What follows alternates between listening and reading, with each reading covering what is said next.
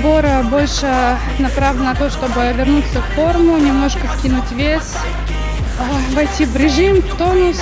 Вот, и следующий сбор у нас будет 30 января в Кисловодске, где мы будем набираться именно физической нагрузки и КП.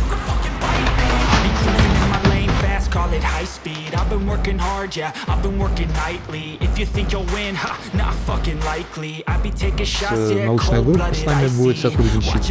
И вот очень хотелось бы, чтобы отработали коммуникацию спортсменок именно с этой командой.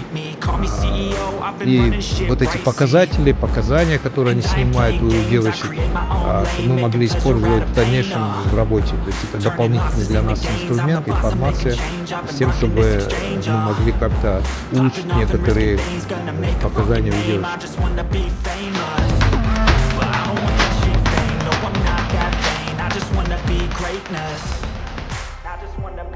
У нас будут сборы 30 января в Кисловодске, сбор ОФП. Вот, мы там будем набирать форму для дальнейших стартов, поэтому я считаю, это наша база. Мы там 2 раза в год всегда тренируемся, готовимся, и как всегда мы готовимся хорошо.